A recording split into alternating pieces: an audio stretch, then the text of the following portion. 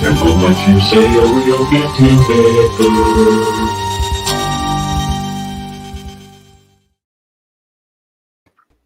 Yeah. Ah, that feels good. I love that. I love that opening. Damn, you do a good work, Dave. Thank you. I mean, Thank you. What's up, everyone? True. We got John and Bob so far. I know we got a few others who are lurking in the background. But tonight, I am in charge. Ha ha. Ha ha. And I'm already feeling good. I did a podcast early on a couple hours ago. I think Dave's frozen already. Oh, no. The demons got to him. Already the doll kicking his ass. I told him to be careful and burn some sage, but did he listen? Damn it. No. Damn it. It's your fault, Tim. I'm surrounded by crystals, so I'm safe. Robert up there. Oh, my goodness. Let's see. Yeah, so I did a podcast earlier today at 4 o'clock. It was one for some lovely ladies across the pond in the UK and Scotland, and it was great. But by the end of it, 2 hours, I was like, woohoo! Oh, hopefully Dave pops right back in. There he is. Hold on there. Dave. Come on, Dave. You can do it. There he is. All right. Fucking dolls. Haunted dolls. Hey, well, you got like West Virginia internet over there or something? Yeah. I probably didn't pay enough in Illinois taxes, so they slowed me down. There you go. So tonight we are talking about famous haunted dolls. Haunted. And that's totally from me. I don't know about the other two, but I put the air quotes on there because I don't think they're haunted. But anyway, we're gonna explore this because honestly, I was really lazy when I was trying to pick a topic, and I was like, well, what's coming up? And then somebody sent me something about Annabelle popping up in the news feed, and I was like, oh well, let's just talk about that. There you go, inspiration. And so we each picked a doll, and I have Annabelle. Tim obviously has Robert the doll over here. And Dave, you have Peggy the doll, correct? Correct. All right. So we're gonna go through one by one. We're gonna talk about the history and what we found with them, and then our thoughts. But first, opening thoughts on haunted dolls. I will go with Dave. All right. Well, this was actually painful to research. I was tortured for sure. Definitely tortured. Because it took me down a lot of different rabbit holes, like Tim usually goes down. Ended up watching some videos about Peggy the Haunted Doll, some Facebook stuff, looked at a lot of pictures. And then to make sure I was completely informed, I did my due diligence and watched an episode of Deadly Possessions with Zach Bagans. And I think Kenny was amused by the messenger messages that he was getting from me during the whole thing. So, I did. I opened up Messenger and there was like 22 messages of Dave going, fucking bullshit. God, what the fuck?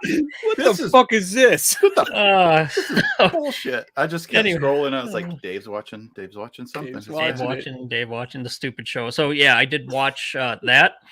I think we're probably going to find some similar themes in this. I know Tim had sent a message earlier that, he has some thoughts on it. I'm like, I think we're going to have some similar core themes with these things.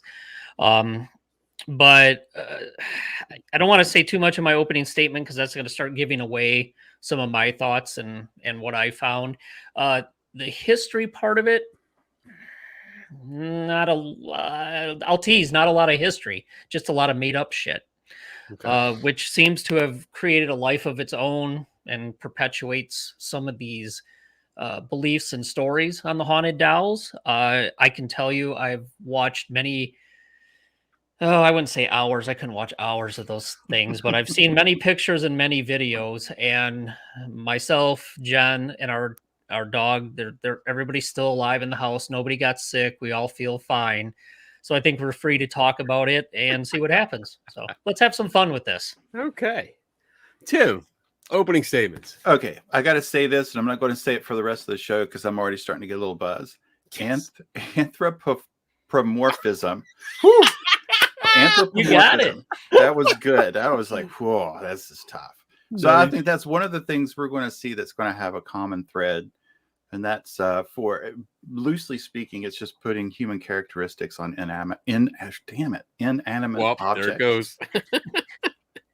Did you only get one bottle of Irish cream or more? I got a good bottle. I'll put a lot in this coffee. And I'm on my third cup. so Excellent.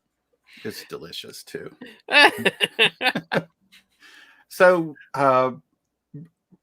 Robert the doll, actually, there seems to be a pretty common baseline of information. But what I found going through it is, depending on who can benefit, maybe I shouldn't say it like that. Depending on who you ask, there are different claims to the doll. But when we get into the history of it, it's pretty basic. But the claims are just wildly varied, and there's a lot of questions in it too. So I'll leave it at that. Yeah. I'm kind of torn with how I want to open and then how I want to close, but I'm probably going to repeat some stuff, so I apologize in advance. A while ago, I did a video for my YouTube channel and it was more of a parody about how to make a haunted doll. And it was a short video. It basically took an old doll. I threw it into a craft store lantern, shut the door, and said, here, make up a story. Boom. If you don't let anyone touch it, you have a haunted doll.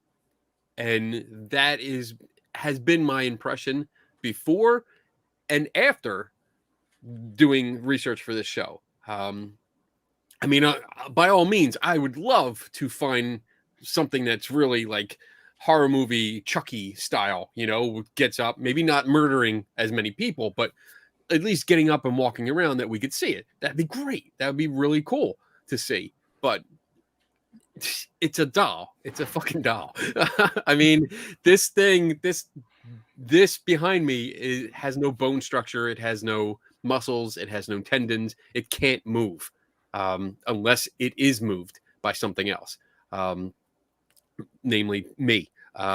So when the idea of haunted dolls come up, it's kind of like what Tim touched on. It's like, who benefits from this? It's how to make money. Let's profit off of this. Like, let's keep this story going. Let's get tourists in. Let's get this. Let's put a TV show out that sucks and make money off of it. So that's all I'm going to say about that. Let's get into the stories. Let's get into the dolls that researched, because this is honestly, I think this is the big three. If we're going to talk about haunted dolls and popularity, these are the three most popular haunted dolls that I could think of. So we'll see how it goes. we'll see how we get reactions and whatnot. So I think you guys okay if we just keep going with the circle, and then Dave, you can go first. Yeah, that's fine. Okay, cool. Go ahead. Okay. Entertain us, Dave. All right. So first, let's see what Peggy looks like before I start talking about the background and some of the things that are associated with her. So I'm just going to pull up a general window here that has some pictures of Peggy. So there you go. You can see what she looks like. That's Peggy the haunted doll. Ooh. And one of the things I'll talk about later on, you notice she has I think it's a rosary or at least a crucifix on her neck. She has a real aversion to religious objects, so that you won't see a lot of pictures with that, because my understanding is they've decided not to antagonize her anymore, and they take that off. So that's what she looks like. So let me talk a little bit about some of the history. So the doll was supposedly made in England in the 1960s. And yes, I am going to read my notes because there's a lot of it's surprising how much stuff there is.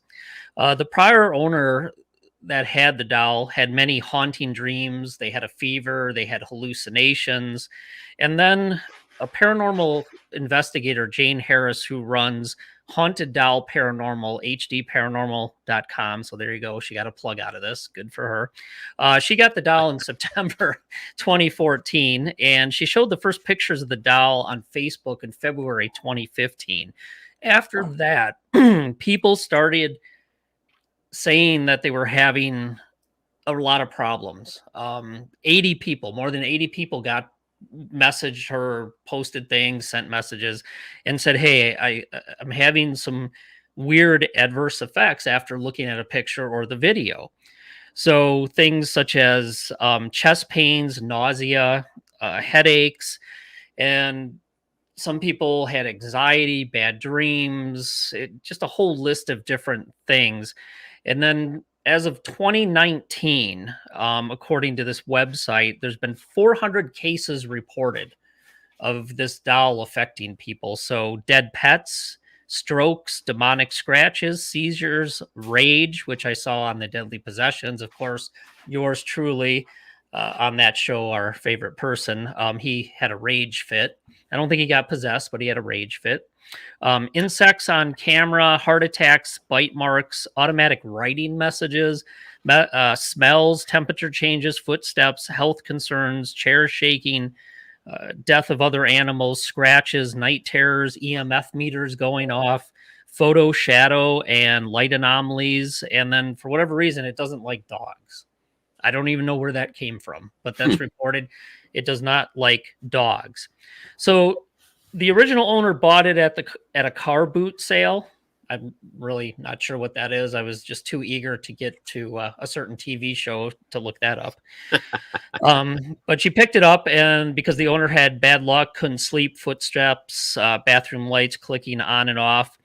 And then a couple of the other activities that were listed, vision of a mental institution with high anxiety.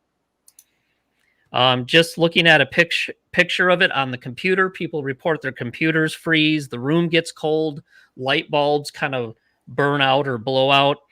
And then the solution is, if she's causing you problems, if you've watched the video or watched a picture and she's causing you problems, all you got to do is send a message to the current owner, and they will isolate her and ask her to stop it.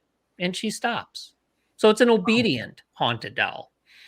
So that's good. That's nice of her. Yeah, it's very nice. One woman said that the doll predicted the death of her cat, and her cat did die, unfortunately. I mean, I'm not trying to make light of a pet dying, but the fact that they're trying to tie this to watching a video or looking at this doll it's kind of fascinating if you think about it. I talked about this before, an aversion to a crucifix, and it caused one woman to have a heart attack. That was Katrin Redik, Reedik. When she saw the picture and the video, she was crying, she was upset, and she truly believes that the doll caused her to have a heart attack, which is pretty disturbing. If you're getting to the point where you think something has caused you to have an adverse event as serious as a heart attack, that's not good. Now, how did they figure out what the doll's name is, what's going on with her? Of course, 5 psychics have told them this is what is going on. The doll is possessed supposedly not by one spirit, but 2, a male and a female. The female is okay, and the female gave the name as Peggy. The male never communicates. So I'm kind of curious as how the psychics found out anything about the male even being there. He never comes forward and communicates.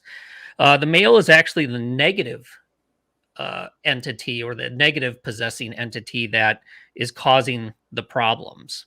So what else did they say? They say that the doll is possessed by a woman born in 1946 in London.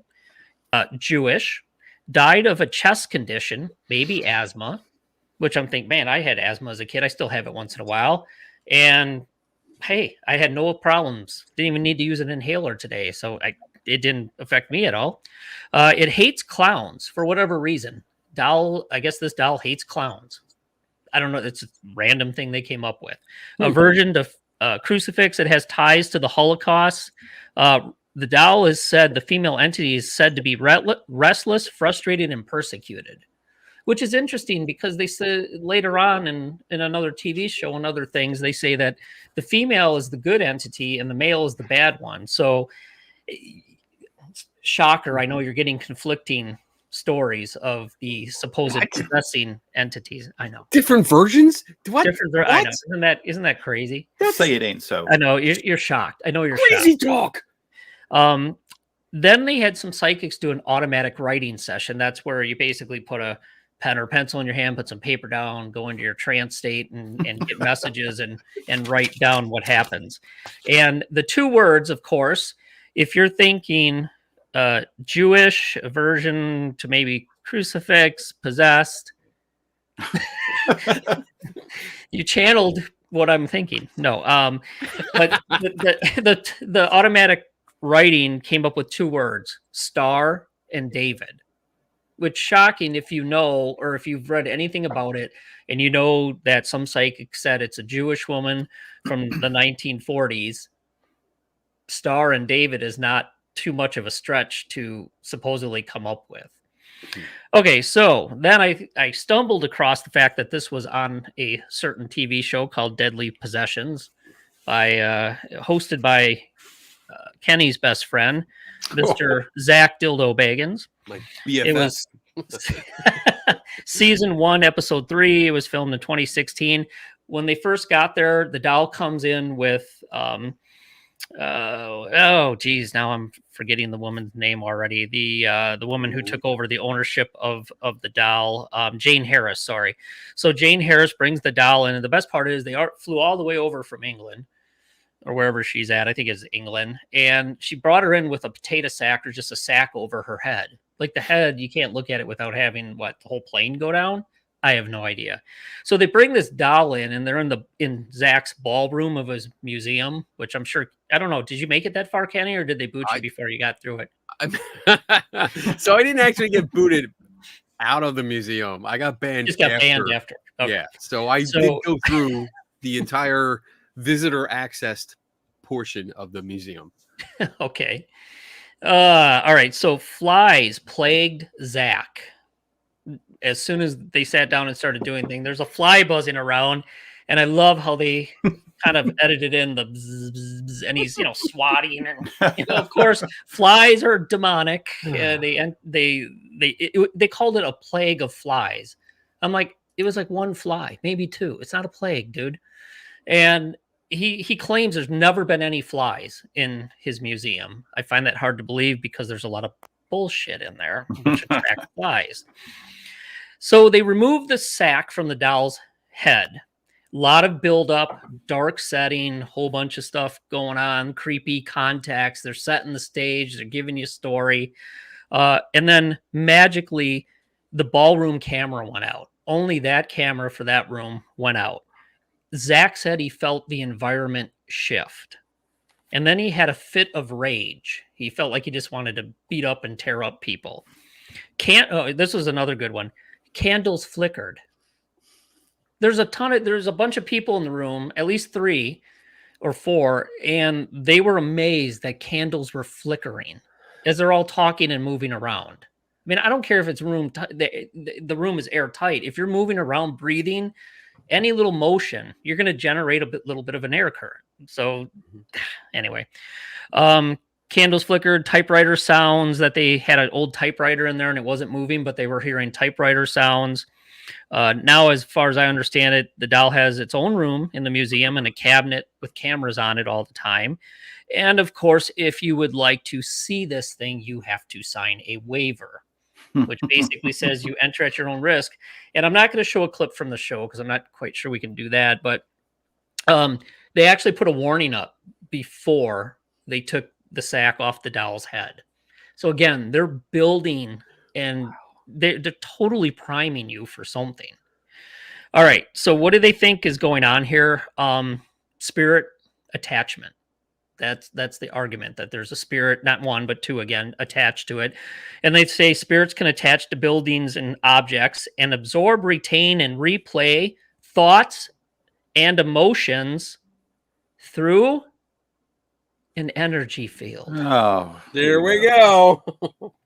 So they, at least the one girl, she mentioned psychometry, which is at least somewhat discussed in parapsychology, but they usually don't say that if you're doing psychometry, it's not possessed. The object's not possessed by a spirit. It more or less serves as a focal point. So again, I was shocked that they didn't get that right. But anyway, so that's kind of the background and a little bit of the history. I'm going to comment and then ask Tim and Kenny for some comments before I give you my thoughts on what I think is going on here. And it's going to be just like a blast of a bunch of terms that I think is all playing in here. But the history of it is vague. I couldn't, and Kenny, you do a good job of researching these things. And I had a little bit of time to do this week, and I may not have found everything, but the history of where it came from and anything beyond the psychic saying what it's possessed by, there's just not a lot out there. And the story just seems to be building now more and more on people that supposedly report experiences after looking at pictures or video of this doll on their computer. Mm-hmm. Anyway, so I'm going to stop there just for a minute, let you guys make a couple comments if you want. Then I have a short video. I'm just going to show a couple seconds of it. And then I'll give you my thoughts on what I think's going on here. So, yeah, I mean, the history of it, and I have looked into the history of that doll because it came up previously. And the reason I didn't write about it was because there was a lack of information. There was a severe lack of information, and it's just that, like when I look at something to investigate and write up, I need a good history. I need a lot of information. Yeah. But there was so little. It was basically coming from one source, and that source was the one promoting it as like, hey, look at me. It was the attention idea, like they were getting attention from it. So I mean, you mentioned the website, you plugged the website, which is because of the doll. The name of the website is because of the doll, to get people to come there. And I think the results, the story building afterwards, coming from believers, and yeah, I'm stereotyping here, coming from people that believe that it is haunted, they build that story. And it goes along with what we went into with when we watched Ghost Watch. When we watched that film, there were so many people that watched it, and it wasn't all live. A lot of it was recorded, but they still called in and said they had experiences. And it was the psychosomatic kind of thing. They believed, they thought but did they really? Probably not. And I think it goes along with the results of this. With people claiming that they got sick or predicting their cat died. How the fuck do you do that? How does a doll predict that? It doesn't talk. Like it enters the dreams. It enters your dreams and makes you see and predict these things. And then, I mean, it's also Freddy Krueger on the side, I guess. Well, that is more believable than the rest of it. So, but when we add in Zach Baggins, I'm sorry, the guy is not a credible investigator whatsoever, or researcher, or fact checker. In fact, it's been shown, like for me, I've shown that he embellishes and completely makes up histories for people and things. So I wouldn't consider his testimony or accounts worth anything. But that's just my opinion. So I'll throw it up to over to Robert. I mean, Tim. Robert. Robert can pass it to Tim. I don't know. I think it's like the reactions to the videos or the reactions to the pictures are more like a kind of like a self-fulfilling prophecy or a superstition that you're just scared something's going to happen. You're really worried something's going to happen. You keep saying, I hope something doesn't happen. And then, I don't know like what the time frame is. Hey, that's my wife sleeping. I don't know what the time frame is, but if you wait long enough, something eventually is going to bad's going to happen anyway. And it's just, where do you put the blame for that? Right. Was it a poor decision? That's right. And nobody, at least that I could find, said exactly how long after they saw the doll that something happened.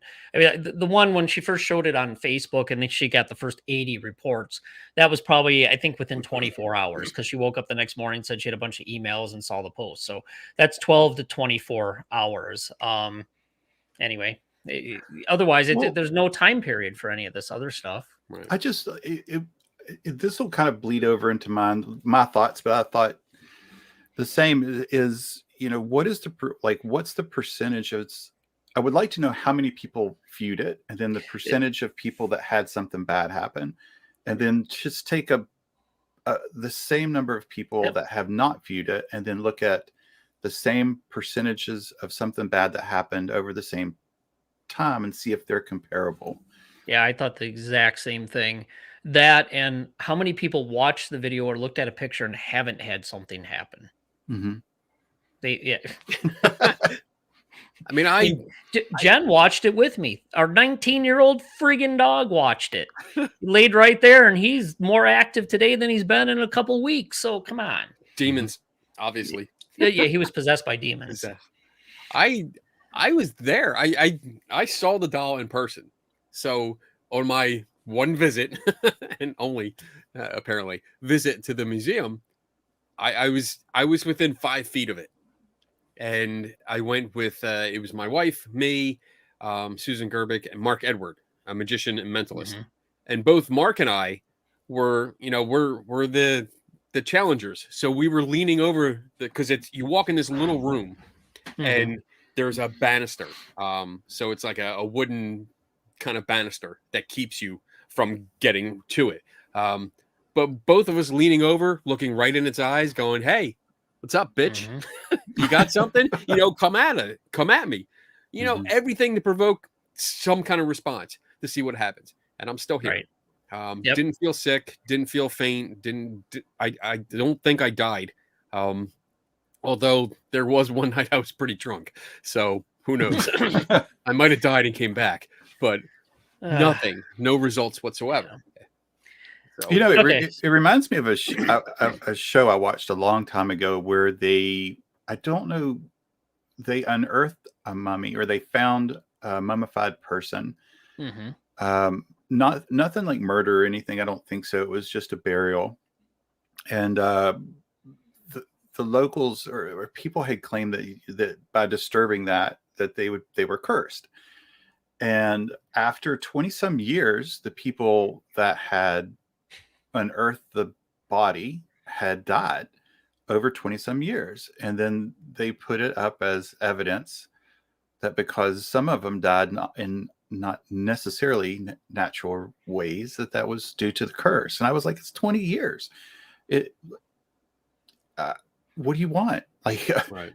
Yeah, a lot of these claims remind me of that. It'd be really cool if they could put like this is the time frame on the piece of glass that protects everybody from a haunted doll. So I'm going to show a little bit of the video that says, "Watch at your own risk." Of course, get you all primed up, ready to go. There you go. Our video of haunted doll causes 80 viewers to reportedly suffer a bunch of different things that I talked about. So let me share that. I'm just going to play a little bit of it, and we can. All right. Disclaimer here, everyone. If you don't want to be possessed, don't watch. I'm only going to watch with one eye. So I get half the curse. From some of you, very strong feelings that you've had about her, because there's been some real similarities from a lot of you, and things that have been repeated quite a bit. So these are things that I want to ask her. So I'll ask her now while we're filming, and we'll see what kind of responses we get. So what is this woman setting people to have a response of what, a heart attack or an anxiety attack? Right, Peggy, a lot of people have said that when looking at your photo, that they feel a sense of sadness and a sense of loss. Would that be accurate at all? Oh, is that a K2 meter? Peggy, are you sad? Yep. All right, let's fast forward and see if anything happened there. This other one behind her Oh, looks even right. creepier. So it'd be very I like that one difficult better. for you, I'm sorry. I know she was here. I know he's here. She confirmed to me. I felt she confirmed to me. Smack her in the She head. died from Chucky. All right, let's do a little bit more, and then I'm going to kill this. Are you, Uh-oh. Uh-oh, the are you meter's still with blinking. me? Yeah. Okay. Are you happy for me to continue asking you questions? How many shit techniques are being applied here? Peggy, I want to be able to confirm for myself and for others that you died as a result of something related to your chest. I'm doing it. I'm making it happen. I'm doing it. Peggy, did you have difficulty breathing towards the end? All right, so you get the gist of it. Peggy, So this is supposedly the video that caused a lot of problems, and then she does more with it and tries to get more things to happen. So, all right, what do I think's going on here? Well, first, every time you hear or see this doll, it's in a spooky context. Look at the video, look at Zach's museum. So it's in a very strong contextual setting that would lead into this type of stuff. The second thing is there's a lot of bias going on here. We all know that. People that believe, people that are looking for something to happen. You could just list a whole bunch of different biases. I think it's belief driven. You're setting up major expectation by the warnings, the waivers that this has happened to 80 plus people. This has happened to 400 people. So all these stories are out here and you're warned. So you're setting a huge expectation. And then it's, of course, preying on people's fear of the unknown, the supernatural. And some people find dolls scary anyway. I mean, they can be creepy. I don't know. You walk into some of these supposed haunted places and they have an entire room of dolls. We know it doesn't like scare me, but you look at it and it's like, ugh, what a creepy, stupid room. I wouldn't have a bunch of those laying around besides the one guy behind my back here, but he's cool. So I think what's going on, if things are happening, which I do believe people could have adverse effects because of all those things I just listed. And I think it's probably a psychosomatic reaction that they're making themselves anxious, or they may actually be elevating yourself to a level high enough to where you could physically have a problem. You could. People get worked up for whatever reason, and fear can drive some of these things. And I'm going to close my part with the fact that they brought the one woman on the Dead Whatever Possessions Zach show. They brought her back on, the woman who had the heart attack, and they wanted her to sit in the room by herself with the doll. And I'm thinking, okay, I get the idea, face your fears. But on the other hand, she was obviously upset about what had happened, because earlier in the interview, she was practically crying. So I'm not too sure that's a responsible thing to do if you're that scared and that upset about it. And then that segment on the show just kind of ended. They didn't really go into any other what happened or if the woman came to resolution with knowing that it did or didn't affect her. So anyway, I not impressed with it. I do think people could be affected by it, but they're doing it to themselves. So for me, that's kind of the bottom line. I really do. I did enjoy looking into it. It was fun. I was hoping that I would get anxious or something would happen or some creepy thing would happen in the house. But you know what? Disappointed. Anyway, that's it. That's all for Peggy. And I'll turn it back over to you two. Oh, so before we move on to Tim, because Tim's going to go next, I want to show the release that you have to sign to get into Zach's museum. Oh yeah, that's good. I took pictures of it, and it tells you right up the top, the Haunted Museum Tour. may include spirit detection activity, interaction with spiritual and or unexplainable phenomena, and or unexplainable, unusual, or paranormal activities or interactions, which necessarily include certain risks, which may or may not be foreseeable. And then it goes on to emotional distress, bodily harm, desire to participate. It tells you that they're pretty much, this covers everything. Yeah. You know, if you go into a business and you're walking in the dark, because you are, and it covers, if you fall down, it's on you. If you hurt yourself, it's on you. But it has all of these ideas about ghosts and spirit entities possibly harming you, and it sets it up. So that's what you were talking about. It sets it up that before you even get in, you're in line outside. They're priming you, Yep. like heavily priming you. Huge. So this and is, then if you happen to have something happen, and I think Jen mentioned this in the comments, it's confirmation bias. Hey, look, yes, it happened. It happened. It's Yeah. crazy. exactly. And if it didn't happen, then oh well, you know, you were lucky. Yeah. And I get it. You know, it could go both ways, but it's still not. It's not proven yet. It's not shown to be anything solid. Yeah. So all right, I just wanted to share that. This was a lot like when we did when we did a show about coming up with how we would make a haunted house, and doing things like a waiver form and having EMS outside prepared where they could see that in stories of people have had bad things, so we have to have EMS present because things are probably going to happen. Yeah. And I think that's setting up. Oh boy. All right, Tim. All what do you right. got? Who's Robert? Robert. Oh, my story starts in the late 1800s.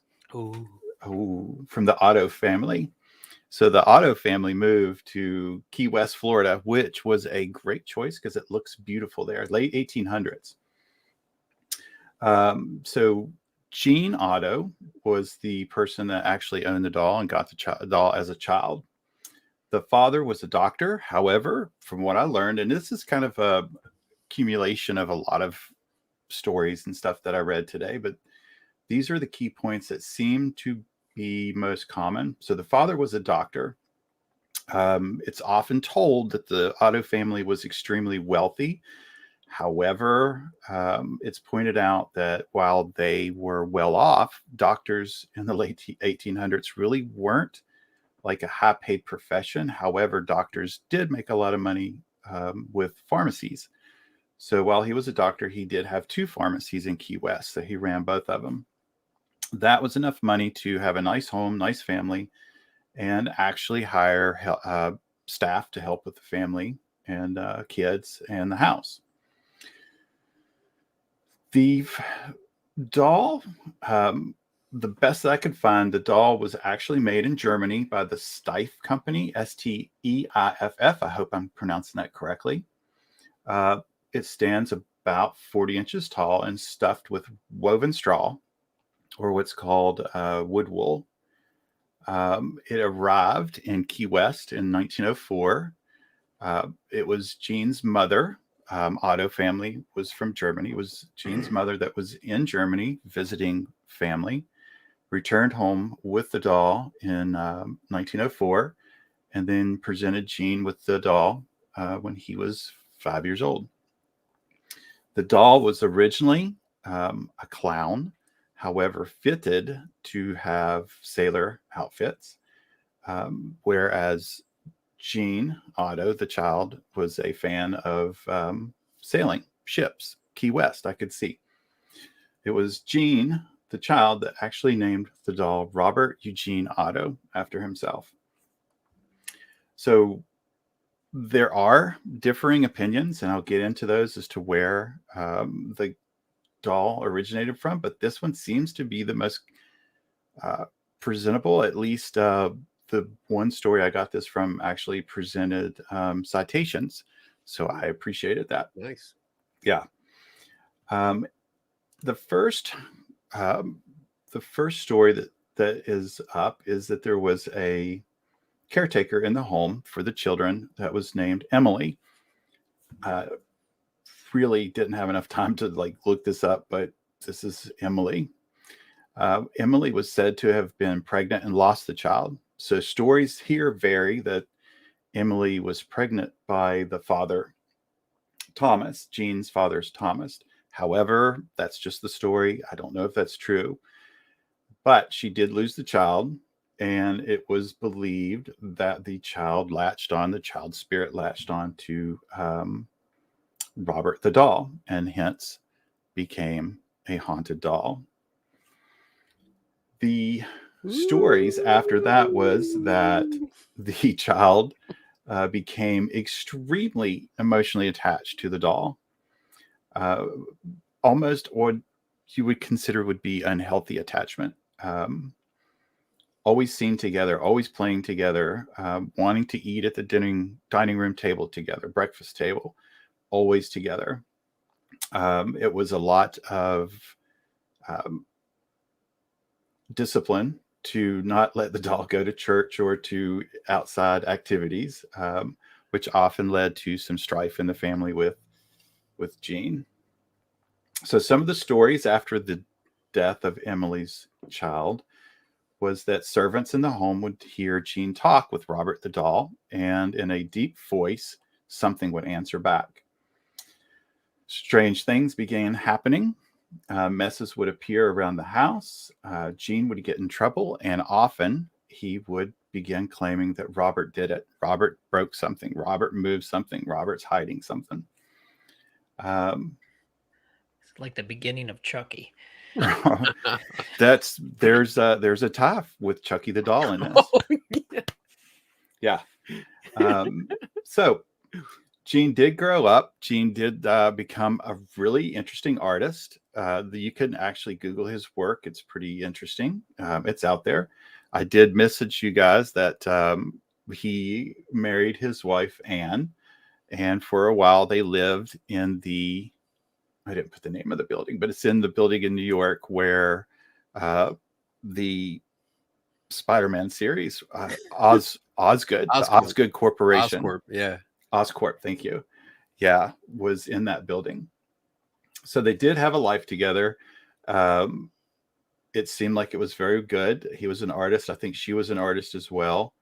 After a while, they collected a lot of antiques. They like to collect antiques, and decided to move back to the original house where they were, where Robert was still waiting. So at this point, the stories are that he began having attachments again to the doll. So much so that his wife, Anne, began feeling very off-put by the doll and jealous of the doll. And I don't know, but probably not so much jealous as quit being a dumbass kind of attachment to the doll. He passed away in his house, allegedly in the same room with the doll. And in his will, he left everything inside the house to other people in his family. He left nothing to Anne except the house itself. She, for lack of resources, sold the house for $50,000 and moved and passed away 2 years later, but she did leave Robert the doll in the house. In 1974, a lady by the name of Myrtle, I'm going to pronounce this Reuter, purchased the house and found Robert the doll in the attic. She had the doll with her for 20 years until 1994, when she turned it over to the Fort East Martello Museum, claiming that the doll was haunted, moving around, and causing a lot of problems. And it is there to this day. So that's a nice, easy story. Some of it gets a lot worse. Another popular story, I'm going to say the most popular story that I came across was that again, it goes back to a housemaid, or at least a caretaker of the children, was from a Bohemian maid, and she was said to practice voodoo. The stories still go back to she was impregnated by someone in the house, lost the child, and then cursed the doll. A lot of the stories come from that she's the one that made the doll and gave it to the child, and cursed the doll for the child in retaliation for being treated poorly while in servitude to the family.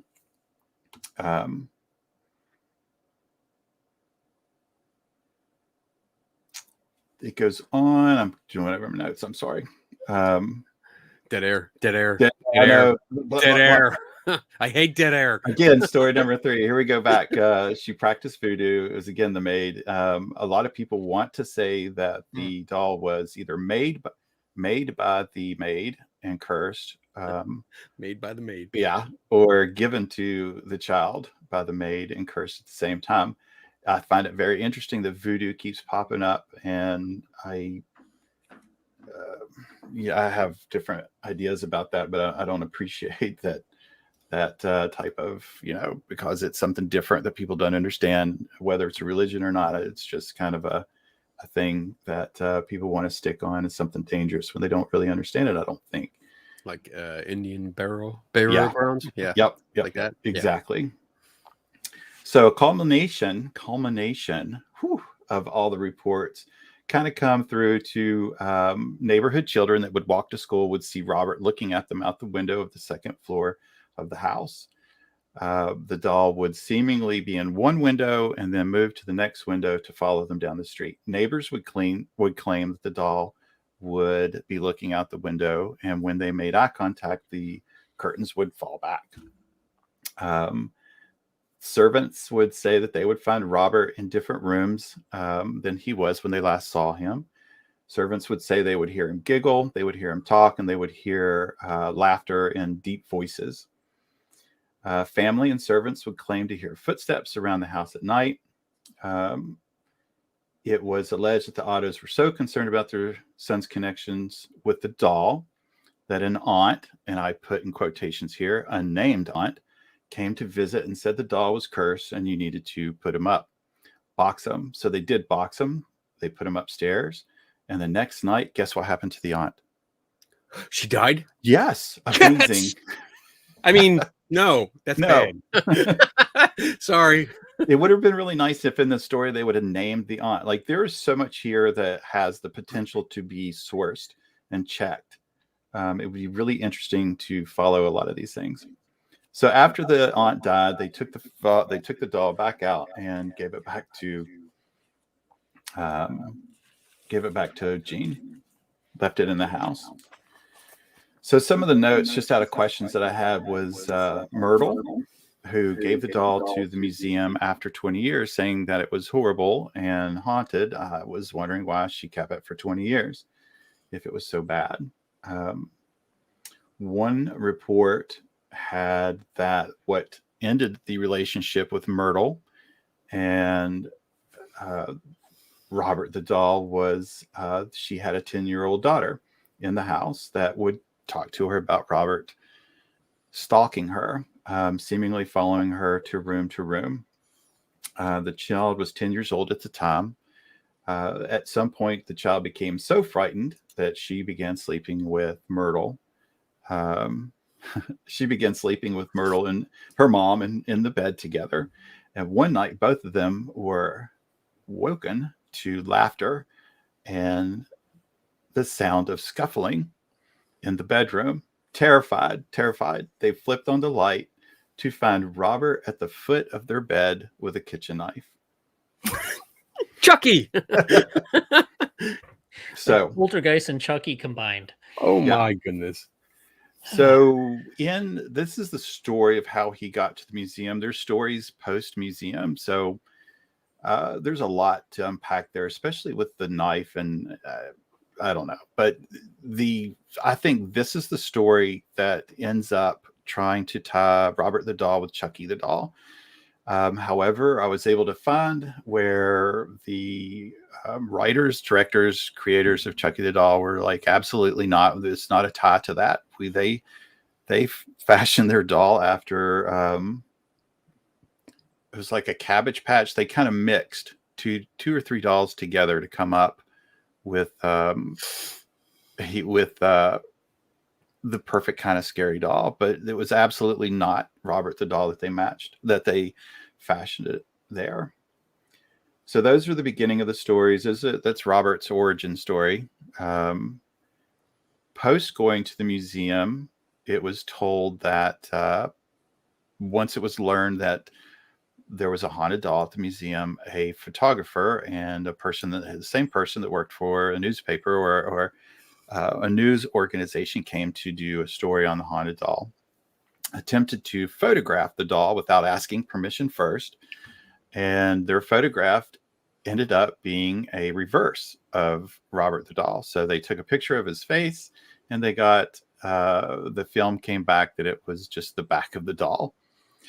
So wait a minute. It was the back of the doll, not a reverse, but the back. Yes. So they took a picture of the face, but what they got was the back of the head. The back of the head. Yeah. That's just bad photography. Somebody was drunk. Don't hire them. They took a lot of pictures and somebody put the wrong one in the editing department. So that started this idea that you have to ask permission to take Robert's photo, or at least that's what I'm kind of thinking, that this is the beginning of it. There is a large chalkboard. This kind of goes back to priming, exactly what Dave was kind of talking about, and we've all talked about. There's a large chalkboard behind the display, at least what I could see. Yeah, I don't know if it's changed or not, but people will write the request for permission to have to let Robert take their picture without being cursed. Okay. A lot of people will write down well wishes to Robert and thank him for the pictures.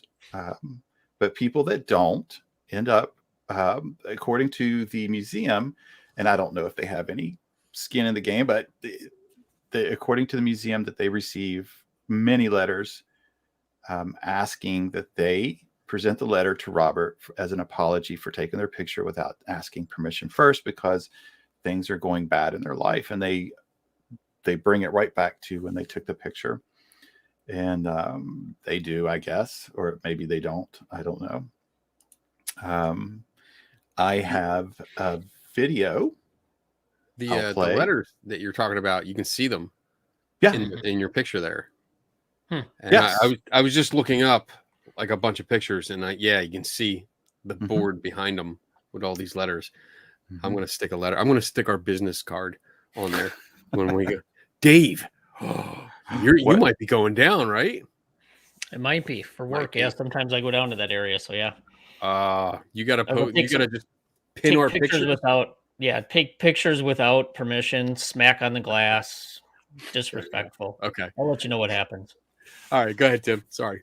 No, that's about it. A video that I did find referenced, or at least in talking and reading about it, I did find that there was a video out there somewhere that was claiming that Robert blinked for the camera for the video during the recording. He didn't want red eye. No. So I was able to find the video that was presented in another one, but I kind of just I recorded it, but it left. I'm pretty sure it was the originator's YouTube channel. So that person will have credit. I imagine. I don't know if the YouTube channel is still active or valid. I didn't go back to source the original. Just wanted to do the video. I think Kenny will have a fun time looking at this video. Oh boy, here we go. Oh, I'm going to try and just put it full screen too. I haven't tried that button yet.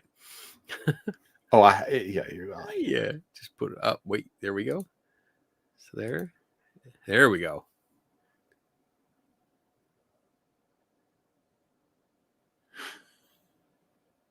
Did you see it? No. I didn't either. It took a long time.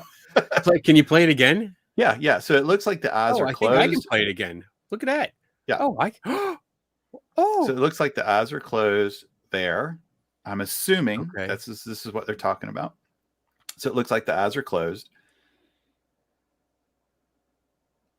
And now open. Oh, that's so it just looks like there's a reflection because the eyes have a glossy finish to them. So it looks like we're just right there. So if you stop it Oh, right before, let me go back. wait, yeah, take it. So stop it right there. Yeah.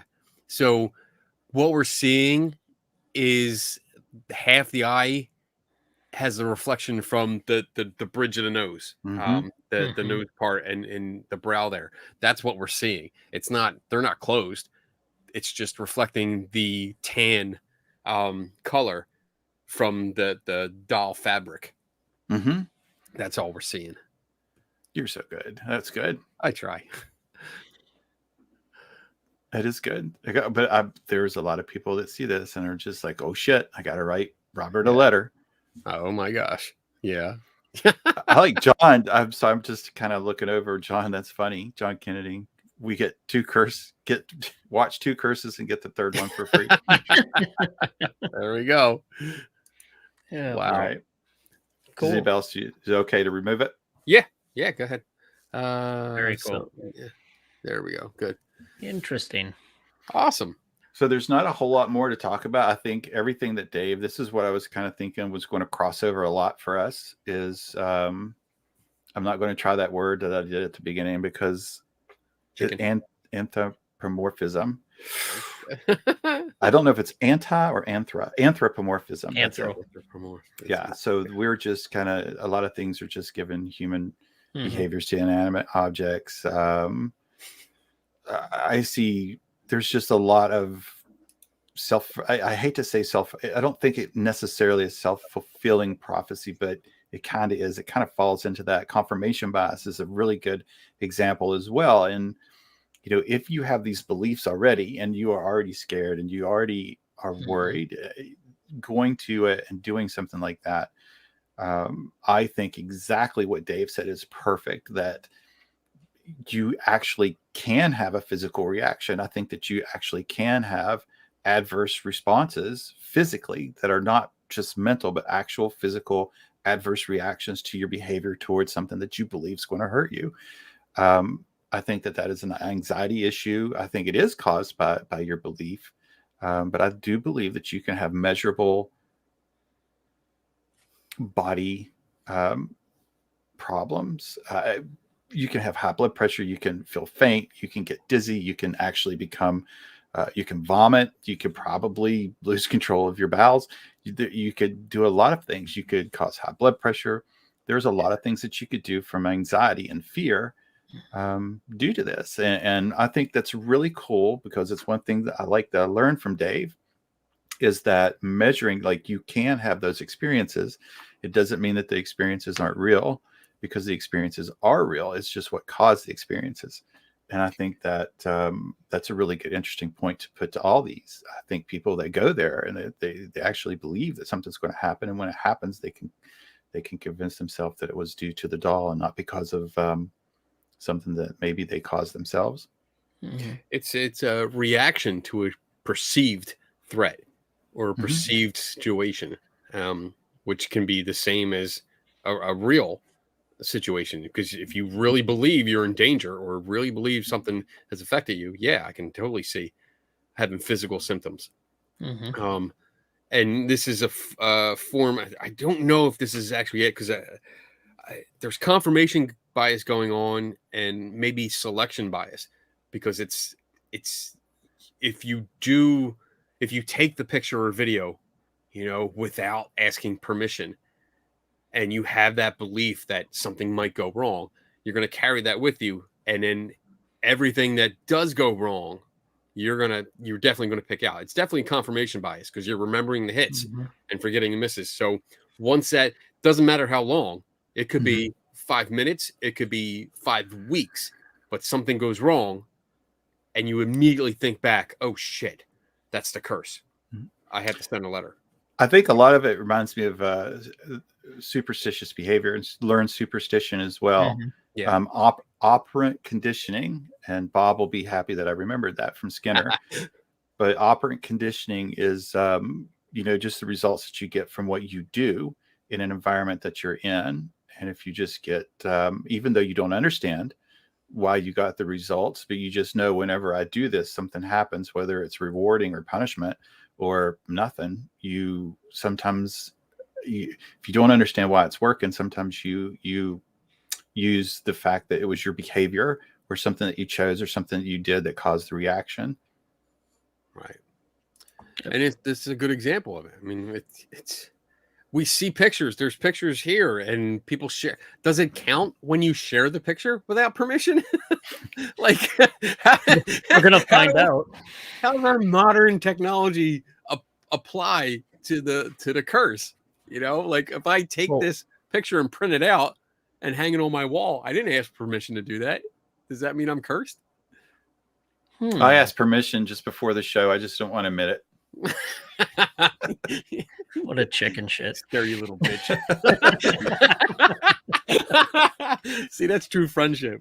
You say something and everyone else just fucking gives you shit for it. Yeah, that's right. That's good. That's good. All right. How about we're at an hour. Why don't we take a break and then we'll come back and I'll finish up. All right. Well, all right. So let me get this set up here. Commercial. So you got 2 minutes and 20 some seconds from now.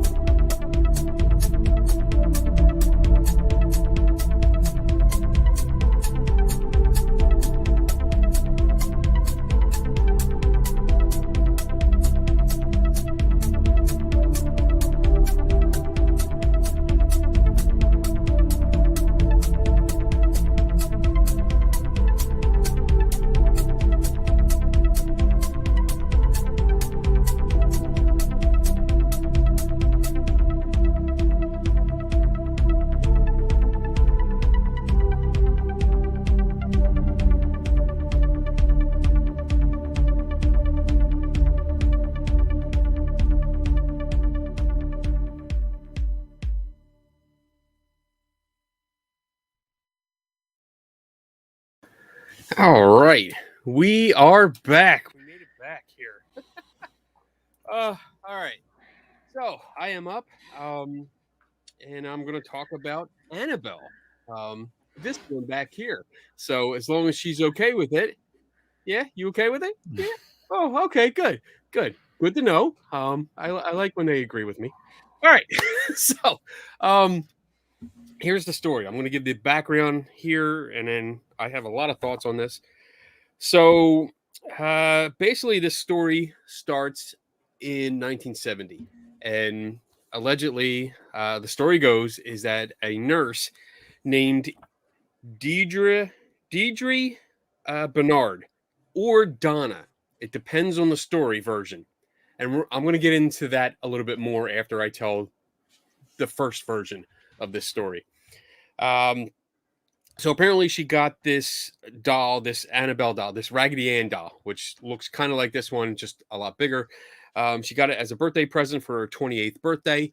It was a gift from her mother to her. And then she started experiencing weird things, and they allegedly called a priest, who then called Ed and Lorraine Warren, some of my other favorite people, who came to the apartment of the nurse and her roommate, which is another nurse. They were two nurses working at a Hartford hospital in Connecticut.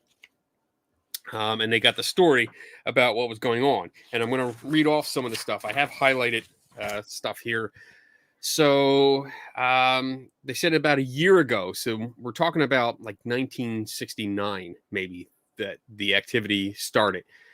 The doll started to move around the apartment by itself.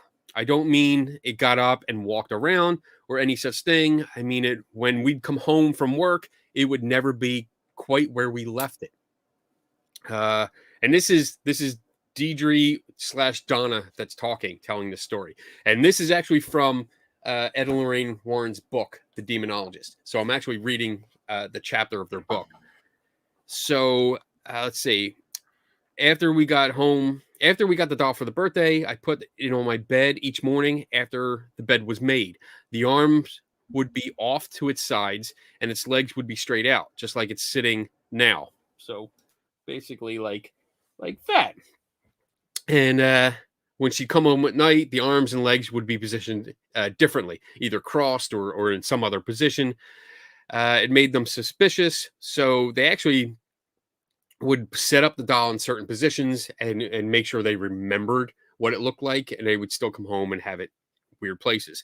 And then they started seeing notes being left around. So there were little notes written in pencil around the apartment, and it would say things like "help me" and "help us," and also like "help Cal," C-A-L. Cal was the fiance of the other roommate. So these little notes would be around. One time they said they came home. The doll had changed rooms by itself. We came home one night and Annabelle, the doll, was sitting in a chair by the front door, but it was kneeling. The funny thing was, we tried to make it kneel ourselves, but it just fell over. It couldn't actually kneel. But that's the way they had found it. They didn't take any pictures, by the way. So they had these notes. The paper that it was written on was allegedly parchment. And that's what they claimed it was. It was parchment, not just regular paper. But nobody had parchment. So they don't know where it came from. Then things started to escalate. Let's see. They called in a medium because that's what you do. They wanted to know what was going on with the doll, so one of the people knew a medium. They don't name the medium, which is really important. And this is probably going to be a recurring theme as I go through some of the claims. But we don't know who this medium was, but she came in and said that, let's see, we learned that a little girl died on this property. She was 7 years old, and her name was Annabelle Higgins. The Annabelle spirit said she played in the fields long ago before these apartments were built. They were happy times for her, she told us, because everyone around here was grown up and only concerned with their jobs. There was no one else she could relate to except for us. So the little girl latched on to the young nurses. Now they keep going on. They never saw the ghost of a little girl. They just saw the leftover effects of this doll moving around or being moved. It never actually walked in front of them. So it didn't actually cross its arms. It didn't do anything like that. It was just found in different positions and different places.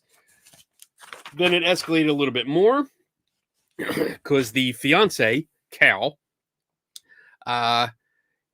he said that he started having bad dreams as soon as he saw it, that he didn't like the doll from the beginning. And that, let's see, he had a dream that it would come to him that this rag doll, Annabelle, it would slowly walk up to his bed. And then this actually sounds a little perverted. It's a little weird. So just bear with me that Annabelle, it was slowly gliding up my body. So it would actually come up on the bed and slowly glide up his body. It moved over my chest and stopped.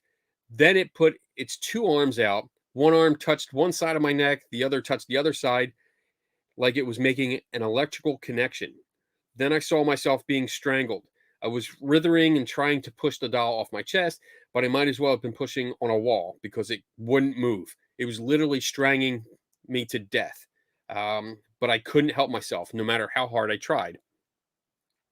And then there was an incident where Cal and his fiance, which is the roommate, so not Donna / Deidre, they were in the apartment alone. And let's see, they were in the apartment alone together. It was about 10 or 11 o'clock at night, and we were reading over maps because I was going off on a trip the next day. Everything was quiet at the time. Suddenly, we both heard sounds in Deirdre's, I have trouble saying that name, Deirdre's bedroom that made us think that someone had broken into the apartment. I quietly got up and tiptoed to the bedroom door, which was closed. I waited until the noises stopped. Then I carefully opened the door and reached in and switched on the light. Nobody was in there, except the Annabelle doll was tossed on the floor in the corner. I went in alone and walked over to the thing to see if anything unusual had happened. But as I got close to the doll, I got the distinct impression that somebody was behind me. I swung around instantly, and he kind of trails off. And his fiance, who is named Laura, she takes over and says that Cal turned around. There wasn't anyone there, but he suddenly yelled and grabbed for his chest. He was doubled over, cut and bleeding when I got to him. Blood was all over his shirt. Cal was shaking and scared, and we went back out to the living room. We then opened his shirt up, and there on his chest was what looked like some sort of claw mark. And they go on to describe the claw marks as on his chest. Chest. And that there were 3 vertical lines and 4 horizontal lines on his chest. So they were crossed. Let me see. So that was basically all the claims that they made when the Warrens took over. And then it got a little bit messed up later. The Warrens apparently said that they were going to contact the priest. They did. There's 2 priests mentioned in the story, and they have one come over. A father. Let's see. There was 2 priests. One was Father Kevin's, who, as far as I could find, doesn't exist. And then there was I don't know where my notes are on that. Father Everett. There it is. Father Everett was the one that they invited over, who allegedly came over immediately that night and blessed the apartment, each room in the apartment, and declared that everything was fine until the Warrens decided to take the doll. And according to the story, they didn't just take the doll. The owner of the doll felt better if they just took it out because they blamed the doll. They said that the spirit was in there, and they apparently invited the spirit into the doll because they thought it was this little girl. The Warrens said, no, it's not a little girl. It's a demon. It's a demon. So you're cursed. Now this demon comes in and it's attached to you. There's no way to get rid of it. We have to take it out. So they took the doll with them. And as the story goes, as they were driving home, the Warrens, the brakes in their brand new car, failed a few times. Not just once, but a few times. As they were going around curves and dangerous curves and stuff. And everything was fine after Ed decided to go into his bag, get some holy water out, and sprinkle it on the doll that was seatbelted in the back seat. Then the brakes worked fine. So there were other things with this. There were a bunch of claims that came with it. So let's see. So I just told you about the brakes. The doll was placed in Ed's study. So when they got home, Ed apparently put it in his study, where he claimed that the doll levitated several times and moved around the house by itself. And apparently it teleported because nobody saw it actually get up and walk around. Let's see. Ed put the doll in a case and reportedly said binding spells. Prayers. Sorry, my mistake. Said prayers over the case to keep it in to keep the demonic entity inside the doll and safe. There was a priest that came over to visit, and apparently the doll, before it was in the case, it was kept on a chair. It was just in the chair out in the open. This priest came over, an unnamed priest, mind you, just like the unnamed medium. So the My priest unnamed aunt. yes. He picked up the doll and pretty much out loud discounted the doll's demonic power. And Ed went into this thing where he warned the priest, you can't mock the doll. Don't mock it because, you know, it's you're going to be sorry about it. The priest laughed it off, didn't think anything of it. And when the priest left in his, again, brand new car, I guess there was a sale at the dealership. I don't know. But he got into a head-on collision with a truck. And not just a 4x4, but apparently this was a semi-truck, and survived. He wasn't hurt at all, but they blamed the doll. So it was definitely the doll's fault. And then one of the last things was there was a visitor to the museum, Ed and Lorraine Warren's museum, where this guy came in. He rode in on a motorcycle with his girlfriend. And apparently he came up, and I don't know why he was there, but he is an unnamed guy. There's no name at all associated with this. The guy came up, tapped on the glass, was provoking it, saying, you know, there's nothing here. There's nothing to it.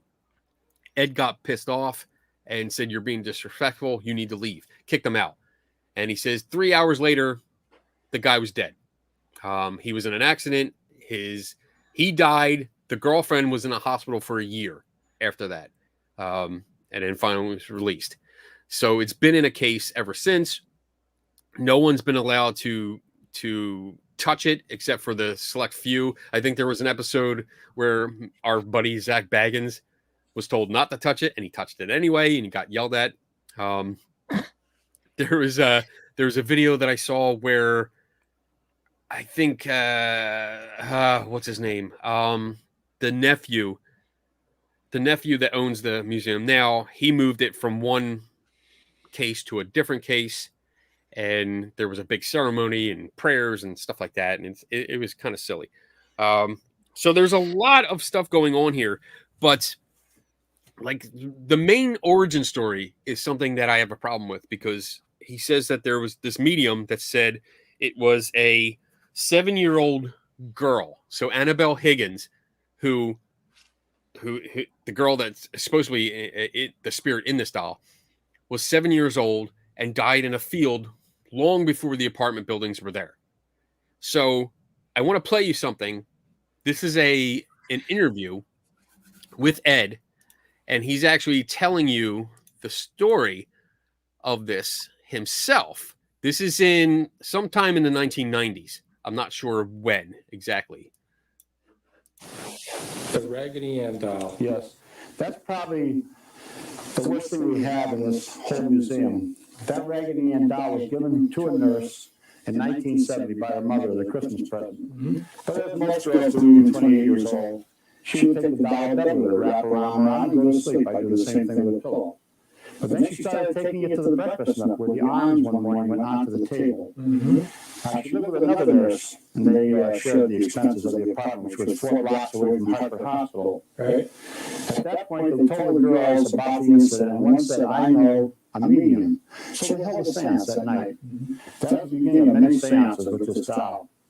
They would come home at night, and the woman had told them, the medium, that there was a spirit of a 6-year-old child in the doll by the name of Annabelle, who had been killed outside of their apartment house in an automobile accident.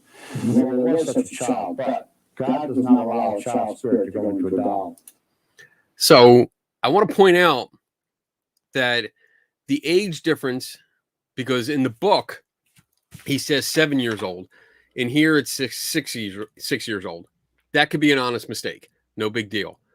But there's a different version. This is a book chapter that Ed wrote, saying that the medium said that the girl died in a field. Her body was found in a field long before the apartment building was there. And in this video, Now he's saying that she died in a car accident right outside the apartment building. So it's two different versions of the story. And there's the other little detail of in the original book version, he says that it was a birthday present. And in this video, he says it was a Christmas present. So the stories don't line up. There's significant detail there that has changed. And it bothers me. It really does bother me. I mean, the little things like the Christmas versus birthday and the 6 years versus 7 years, no big deal. But the basic origin story is different. You know, that's like saying Superman, he came from Krypton, but then going and do another story where he's saying, no, he was born in the sewers of Manhattan. You know, two completely different stories, which don't line up. And if you watch this video, and I'll put the link to the video in the chat room because it's pretty much it's like 28 minutes long, and it goes through some other details that just don't line up, including. So I have some notes here. Let's see. So from the video, he actually says that they called a Father Nolan to come out and do an exorcism the same night, and he came out immediately, and they did an exorcism on the doll. But in the original book chapter, it was a Father Everett that came in like later that night and just blessed the apartment rooms. So that's a different detail. In the book that I read, the origin story from the book, they claim that the doll was kneeling in a chair at one point, but that's not mentioned here. Ed actually says in this video that the doll was standing up on its own 2 feet. So that's a big difference. He also says in this video that they watched the arms come up on the breakfast nook, the breakfast table, which was part of the video that I showed. He doesn't mention that at all in the book. So these are significant details that are being changed of the story. There's also, let's see, when it comes to the guy, Cal, who said he was attacked. In the book version, they hear a noise in a bedroom, and he goes to investigate, and the doll is already on the floor. And he goes over to approach it, and then he feels the claw marks. In this video, Ed tells the same story, except he says that the guy himself picked up the doll and tossed it across the room, saying something like, "You have no power," and then he got the claw marks. What else is there? I think that's the discrepancies just with that story. So go ahead. With all that, Jen asked a question, which is interesting. Do you think with everything you learned about Annabelle, is this one considered a fluke or like non-respective, no respect for this story, or something else? I mean, it seems somewhat similar to the other two. I think it's is it more of a fluke on this one, or just no respect for it, or I mean, what? When you say no respect, I don't know. I'm not sure exactly. I think she meant like no respect for the story or the history, or I think is it just is this one okay. different or something else? Everything you learned about Annabelle, would you consider Annabelle a fluke or non-respective or something else? I think it's a story that was fabricated, because the problem is there's only one source. The only source of information comes from Ed and Lorraine Warren, and mostly Ed. Okay. That's the only source. And I did try to go down the rabbit hole and try to find these people. Mm-hmm. So like I found I found listings for an Annabelle Higgins in ancestry records and census records. And it's actually interesting. It's a little side note, but first of all, Annabelle Higgins, I could find no Annabelle Higgins that died young. Every one of them was married and over the age of 40. So it wasn't a little girl. And so, I mean, just from a record perspective. I couldn't find anything like that. Doesn't mean it doesn't exist, but it should be. I would think it was a little easier for me to find it than Ed, because I have a lot more tools available to find this kind of stuff. The other thing was that the woman's name. So the woman's name that appears in the book is Deirdre. I think I'm saying that right. Deirdre. Deirdre. I think Deirdre Bernard. So when I looked up Annabelle Higgins, I did find one that was married to a Bernard Higgins, and I was like, oh, it just seemed kind of convenient. It doesn't prove anything, but I found it interesting that an Annabelle Higgins was married to a Bernard, and the name of the woman that allegedly had the doll was also named Bernard. I just found it interesting, like a good. It was a convenient story aspect. But I could not find any information on the people involved.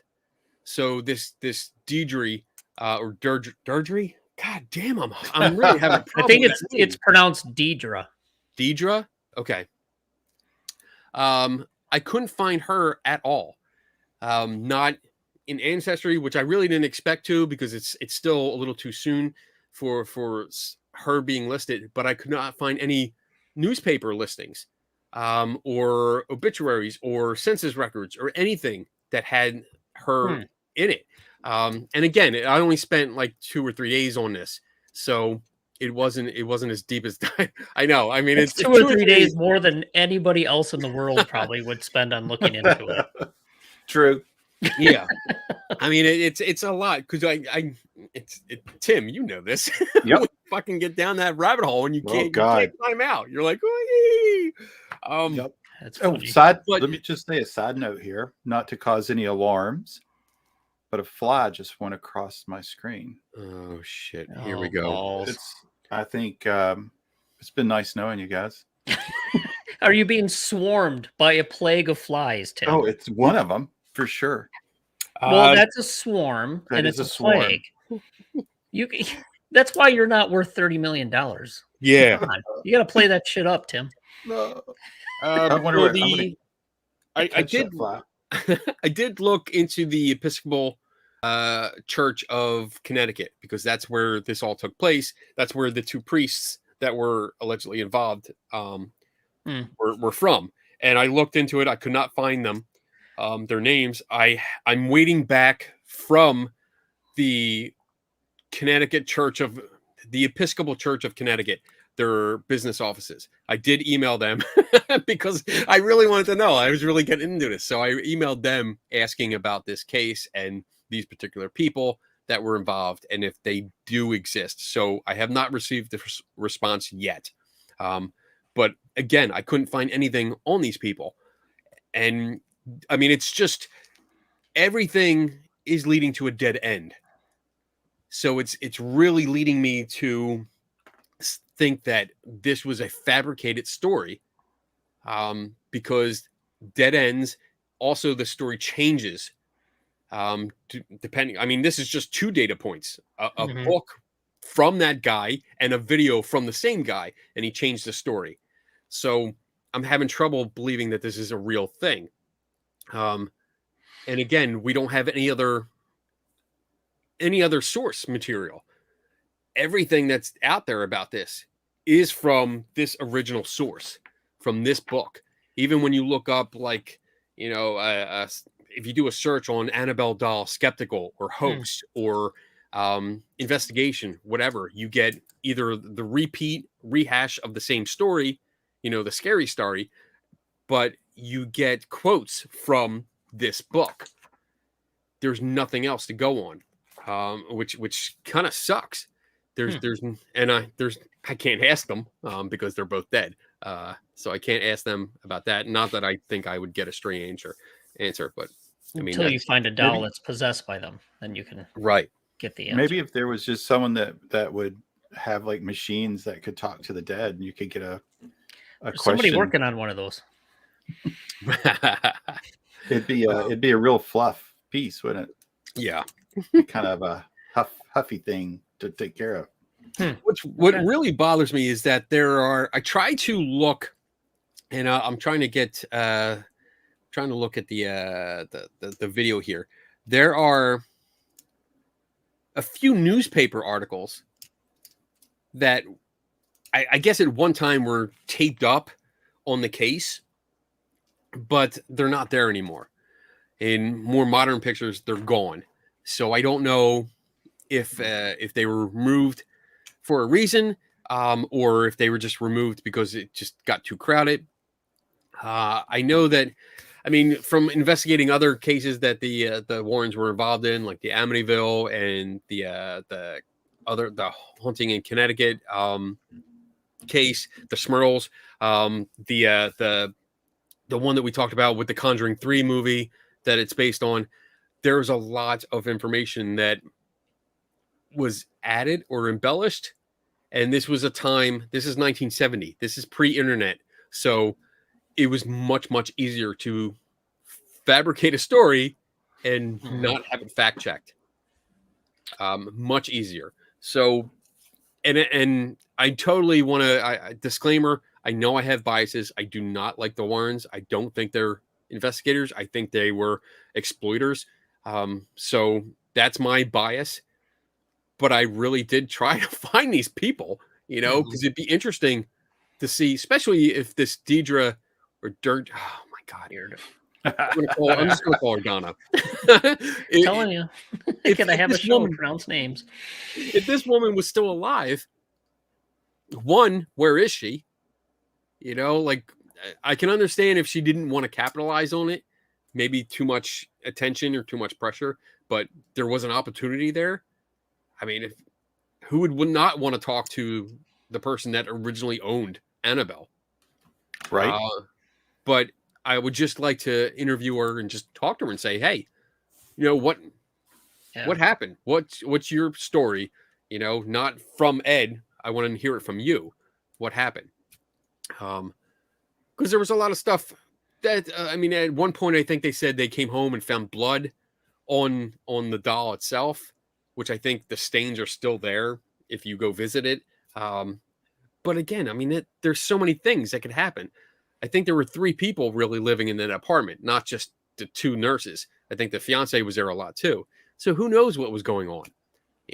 Somebody could have moved the doll. It could have been messed around. The guy Could have been a prank. Yeah, it could have been a prank gone wrong. And Absolutely.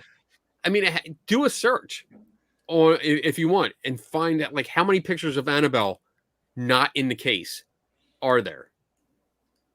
There's one. There's one of Lorraine holding the doll. Like that's it. She's holding it, and that's it. There's nothing else. So where we don't know where it came from. It's killing me. It's really killing me because this is a mystery that we can't solve. I don't know where it came from, and I don't think we ever will. So I fucking hate them. All right. God, they're killing me. All right. So that's all I got. This is a long show. Good show. We're over an hour and a half. So all right, let's go with final thoughts here. And we'll keep the cycle going. So Dave, you can give your final thoughts first. Final thoughts. Yeah, a lot of these are based on 1 or 2 reports, and then they tend to, at least to me, they seem to build on that. And then they tell a story, they set a story, they prime you, they get you expecting something to happen. And they just continue to build on the story with more people reporting things that have happened. And as you can see, at least between the 2 Kenny and I covered, there's not a lot of history and not a lot of stuff you can find to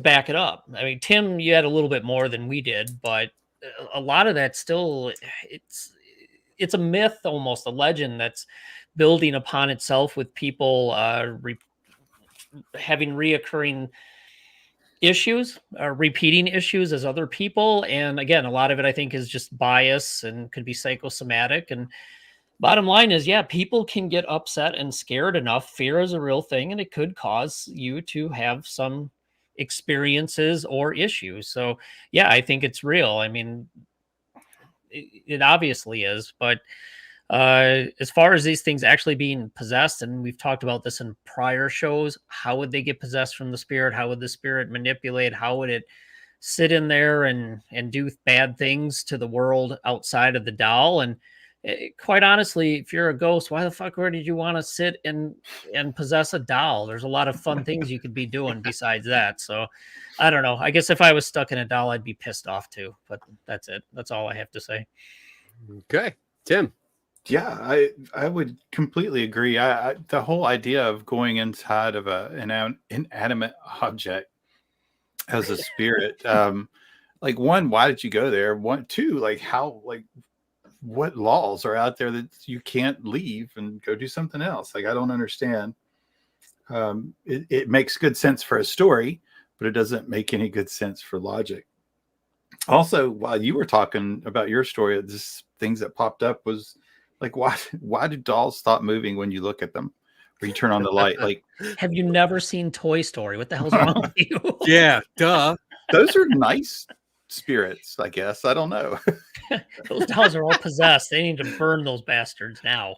I mean, even mine with the story at the end where Robert the doll, because they turned the light on, they found it at the foot of the bed with a kitchen knife. I'm like, you're there. Just finish the job. Like, there's going to be no witnesses anyway. Just do it. Like, why did you all of a sudden stop? Like, I don't understand. Lights on, like, man. it's it. Finish the job. Finish it. Right. Do what you. Yeah. I mean, come on. The lights on. It's like a great game of that, like the Squid Games, like the red light game. Like, oh, fuck. Lights on. Shit. I'm being looked at. Weeping Angels. Same thing. Like, the other thing that was interesting for me about the Warrens, and I don't know if it's been, I took notes, so I keep looking down at my notes, was so if they, I don't really pay much attention to the Warrens. I just don't, the whole Warren thing, but do they have like the ability to move spirits to the other side? Yeah, or do they ever claim that? I should maybe ask that. I don't know. It seems to me like Lorraine often said that she could move spirits to the other side. My thought with Annabelle is if they are concerned that is a 7-year-old female child that's trapped inside of a doll, like, what exactly are you doing locking a 7-year-old female child spirit inside of a glass case and making money for profit? Or whatever you're doing, instead of just moving that child to the other side. Like, I don't know I couldn't fathom like the ethics of The legal ramifications of a child afterlife abuse case. Oh, I'd like to head that one. I would do that one for sure. I would take that case. But, just even amongst their own, I guess, ethical considerations, if you are convinced that that's a 7-year-old female child locked into a doll, and you have the ability to move that spirit on, why don't you? Right. Doesn't make for good TV or movie. Exactly. No, it doesn't.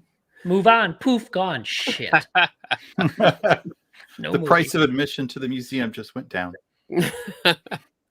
This is a good question, John. It's yeah. I mean, that's been my comment a lot when I see like Robert the doll. I mean, the picture that Tim has up here, it's behind glass. I don't know if it's plexiglass. I don't know what's going on here. The Annabelle doll is behind glass. Single pane glass that like, and what's extraordinary about this is that they still think, like, the two stories that I read off about, especially the motorcycle guy, he went up and tapped on the glass, provoked the thing. It's in the case, yet they still blame his alleged death 3 hours later on Annabelle. So obviously your plan didn't work. The binding spells, because that's what they are, didn't work. I don't know what else to say about that. And and I think we've touched on it before, like the mechanisms. Tim's favorite question that gets him ignored by certain people. The mechanism. How are these dolls? How is this doll doing anything on its own? It has to have an outside force working on it. And if you want to argue that demonic presence or a ghost is an outside force, then there has to be some physical connection for it to happen. And in that case, it would be measurable. We'd be able to test that. I'd love to see it. But I think, Dave, you mentioned it. Like, we never see it move. This one, that one, yours. None of them have been witnessed moving. So I don't get it. You know, like I can do that. I can move this around the house all day. Dude, And just say, I didn't do it. if I get stuck inside of a doll, I am going to be famous. I will be like that frog doing like, hello, my darling. I will be dancing. You will see me move. I will get burned eventually because someone will burn me because they'll consider me a doll possessed. We'll exorcise the doll and your spirit and burn it, and then you'll be vicared from the doll. I just don't, dude. If I'm stuck inside of something, it's moving. I'm going to be famous. Boy. Oh man. Three torture dolls. Wait, seriously. What, you mean like that? I don't know. What are you talking about? The doll's head is moving? I don't know. Maybe it is. Maybe it is. I don't know. Anyway, so I guess that's it. We can wrap this up because we're really running long. But I hope everyone enjoyed it. I hope you enjoyed the history lesson or the deep dive into 3 of the most popular haunted dolls that we have on the planet. So, anyone have anything going on? This is a shocker. I do. Oh, Tomorrow at 6 p.m. Central, I'll be on Studio 6 Paranormal Podcast with Brandon Masulo, and we will be talking about researching the paranormal within the backdrop of science. ooh. And Nice. besides that, you can also see what Jen and I are up to on our website, espsi.center. Wow. So, shocker, I know. Look at the look on his face. He's like, I damn, know. Dave's got something going on. Like shit. It's Dave's- rare, but it happens. Dave's got shit going on. What are we gonna do? Tim, you better have something. I'm on a podcast every Saturday night, 8:00. It's pretty cool. 2 of my friends, There good we friends. go. We give each other shit. It's a lot of fun. I think you should check it out. 3 Tortured Souls. Don't know if you heard of it. I I'll think be there have. next Saturday. Nice. Dave's in charge, I think, next Saturday. Dave I is think in so. charge. Yeah. Awesome. I like when someone else is in charge. What do I have? I don't think I have much coming up. I kind of just stopped taking projects because I'm overbooked on stuff. So I'll be staying quiet on the weekends, mostly for the rest of the year at least. Tomorrow, I think I'm working on other projects, so no big deal. Next Friday, though, 9 p.m. Eastern on the Skeptical Help Bar, I'm going to have JD Sword, our friend.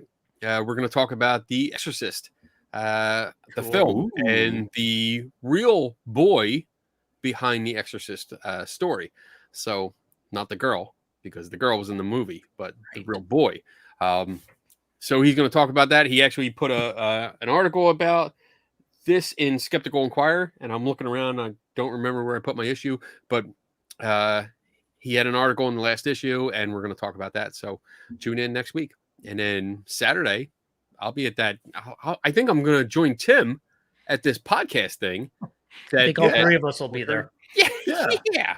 It'll be a blast. Yeah, 3. Yeah. We're gonna help out Dave do a show. Yeah, we'll get drunk. Okay. I'm good. Sounds good to me. Mispronounce a bunch of words. Maybe I'll just come with a bunch of different names to pronounce weird things. Yeah, I'm totally fucking with you. I actually have. I mean, I can tell you now. I have a little car on the bottom here, which is tied to a string, or a fishing line to the back of it. And that's what I was doing. So Very now I'm nice. messing everything up. But yeah, I just want to see if anybody would notice. I'm glad somebody did. All right, guys. I'm going to play our Fuck you, video. Kenny.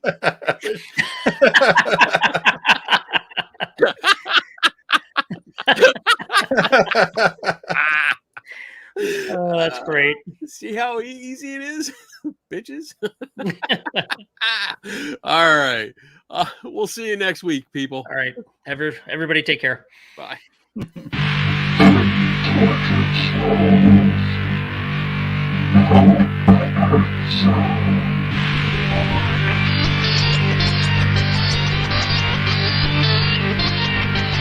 Untitled Chapter.